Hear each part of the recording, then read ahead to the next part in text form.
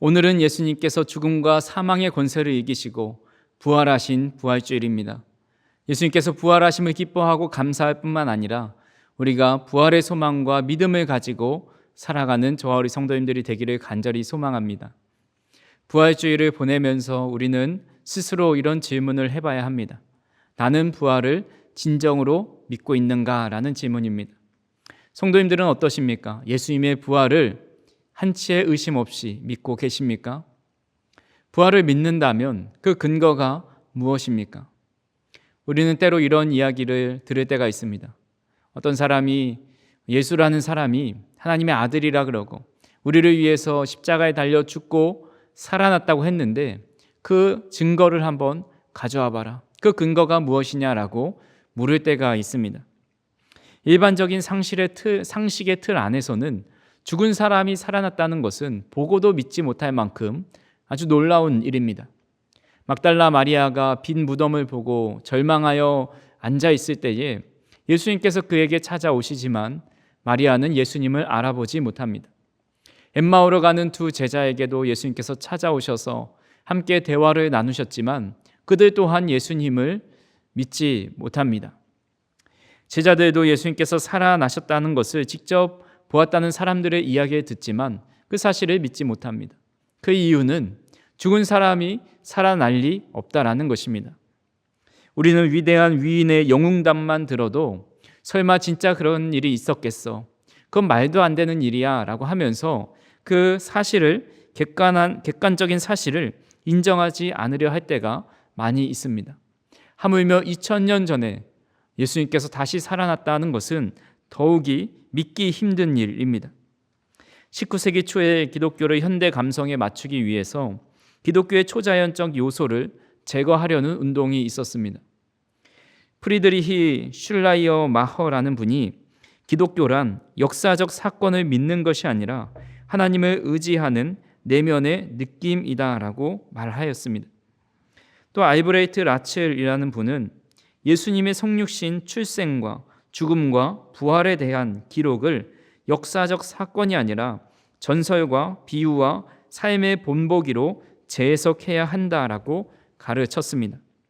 이 운동이 자유주의 기독교인데 이들의 기본 논리가 이렇습니다.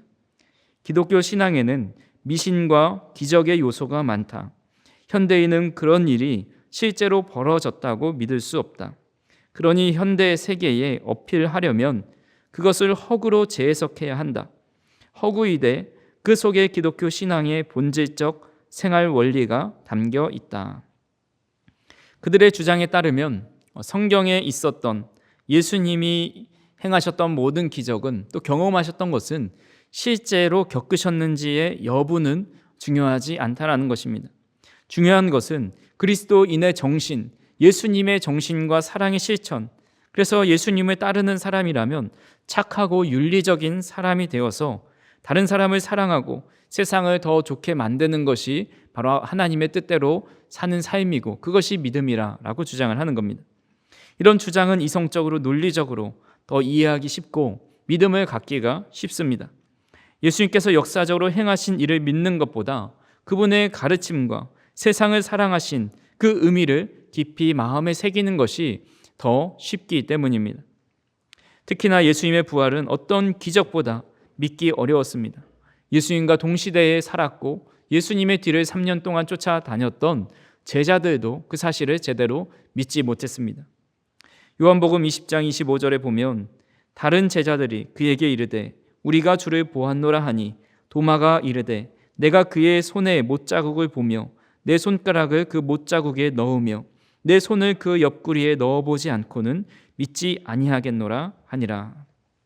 예수님께서 부활하신 지 얼마 지나지도 않았고 특별히 예수님은 공생의 기간 동안에 자신이 순환당하고 부활할 것을 3번이나 말씀하셨습니다.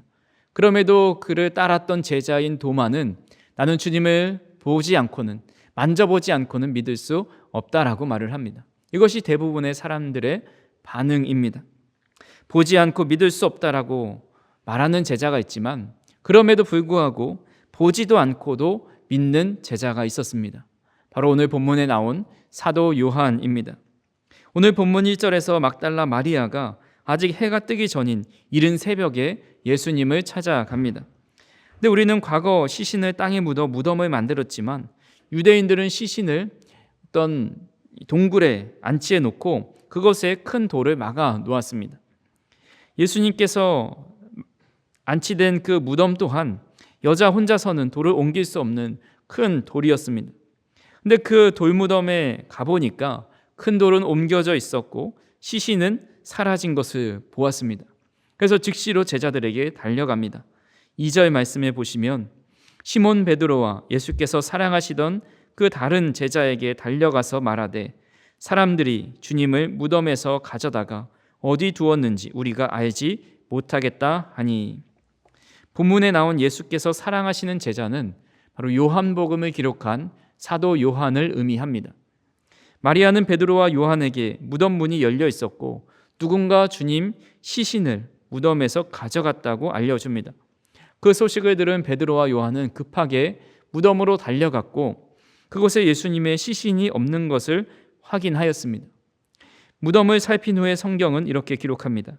본문 8절 말씀입니다. 그때에야 무덤에 먼저 갔던 그 다른 제자도 들어가 보고 믿더라. 본문에서 무덤에 먼저 갔던 그 제자가 요한 자신을 가리킵니다. 요한은 들어가 보고 예수님의 시신이 없자 예수님의 부활을 믿었다고 자신이 쓴 복음서에 그대로 기록해 놓았습니다. 요한은 예수님의 부활을 직접 보지 않고도 믿은 것입니다. 그는 무엇을 보고 예수님의 부활을 믿을 수 있었을까요? 첫 번째로 가지런히 정리된 세마포를 보았습니다. 본문 6절 말씀에 보시면 시몬 베드로는 따라와서 무덤에 들어가 보니 세마포가 놓였고, 세마포가 놓였다는 것은 원어를 보면 가지런히 정리되어 있다는 뜻입니다. 세마포가 갈기갈기 찢겨 있거나 엉켜서 아무데나 내동댕이 치지 않았다라는 겁니다. 두 번째로 본 것이 머리에 쌌던 수건입니다. 7절 말씀에 또 머리를 쌌던 수건은 세마포와 함께 놓이지 않고 딴 곳에 쌌던 대로 놓여 있더라. 머리를 쌌던 수건도 한데 버려져 있거나 세마포와 함께 한 뭉치로 섞여 있지 않고 잘 개켜져 있었습니다. 얼핏 보면 큰 의미가 없어 보이지만 사실 당시 장례 문화에 따르면 이것은 너무나도 이상한 일이었습니다. 당시에는 시신을 염할 때 평복을 입히지 않고 긴 천으로 칭칭 감아 놓았습니다. 마치 미라처럼 만들어 놓은 겁니다. 그래서 나사로가 살아났을 때 예수님은 나사로를 향해서 주변 사람들에게 그를 풀어놓아 다니게 하라라고 말합니다. 그 온몸을 감고 있었던 그 천을, 붕대를 풀어놓아서 마음 편히 다니라고 말씀하신 겁니다. 그러니까 누군가의 도움 없이는 본인이 직접 수의를 벗을 수 없는 모습입니다. 그래서 요한과 베드로는 이 상식적이지 않은 이 상황을 통해서 어떤 여러 가지 가정과 또 의심을 해보는 겁니다. 먼저 해본 것이 만약에 예수의 적대 세력이 예수님의 시신을 훔쳐간 것이라면 금방 부패할 시신을 왜 굳이 수의를 벗겨서 갔을까라는 의문을 해보는 겁니다. 그러니까 생각해 보니까 이건 적대 세력의 행한 일이 아니구나. 또다시 생각을 해보기를 그럼 제자 중에 시신을 훔쳐간 이가 있진 않을까. 근데 생각해 보면 이 제자가 어떻게 스승의 몸에 있었던 다 묶여져 있었던 붕대를 다 풀고 옷을 벗겨서 알몸으로 불경하게 모셔갈 수 있겠냐라는 겁니다. 우리 제자들 중에는 그런 사람이 없다라고 결론을 내립니다. 만약에 예수님이 기절했다 깨어나신 거라면 왜 예수님의 수의가 갈기갈기 찢겨져 있지 않고 가지런히 있었을까? 앞에서 말씀드린 대로 이 수의를 혼자 벗는 것은 참으로 힘든 일입니다.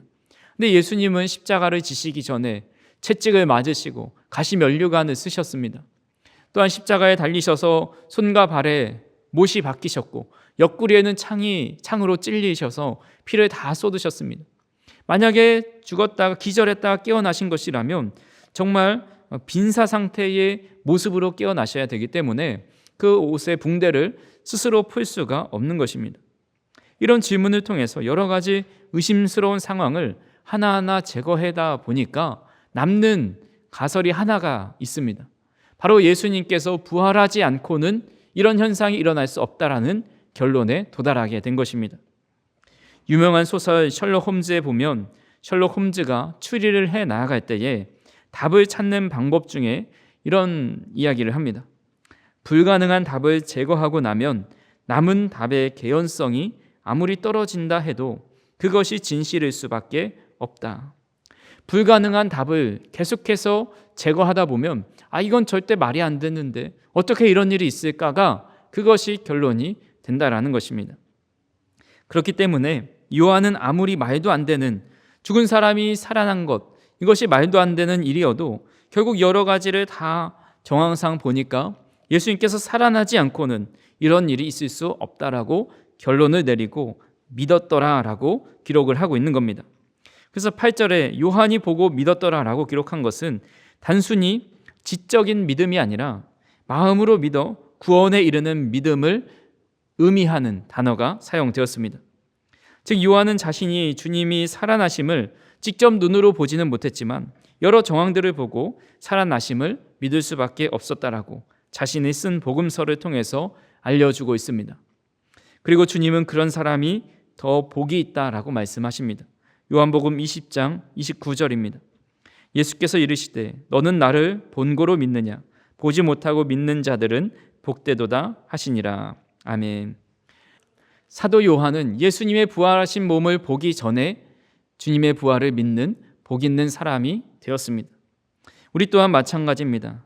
우리가 육신으로 주님을 볼 수 없지만 주님의 살아나심을 믿는다면 그 어떤 사람보다 복된 사람이라는 것입니다.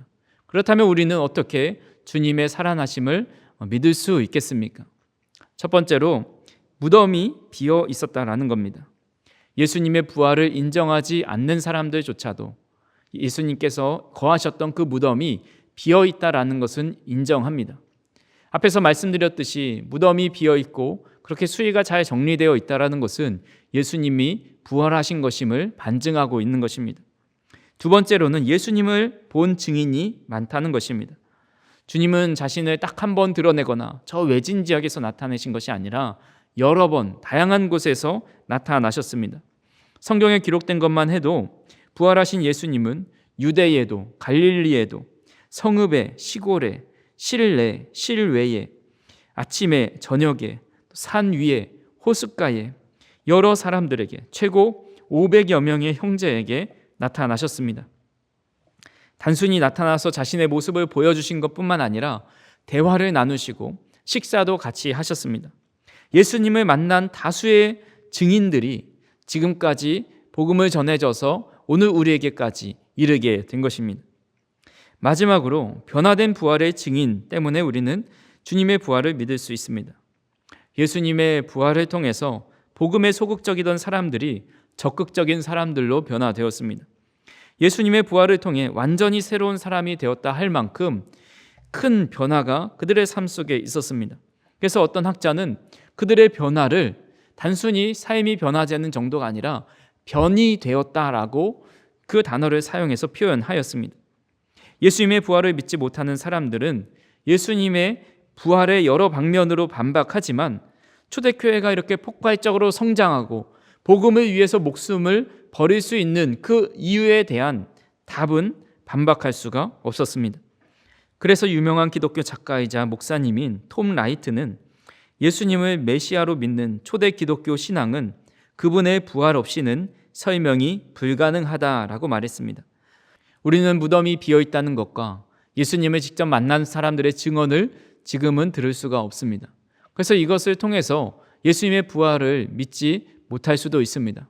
하지만 절대 반박 불가로 우리가 예수님의 부활을 믿을 수 있는 근거가 바로 수많은 변화된 부활의 증인들이 있다는 것입니다.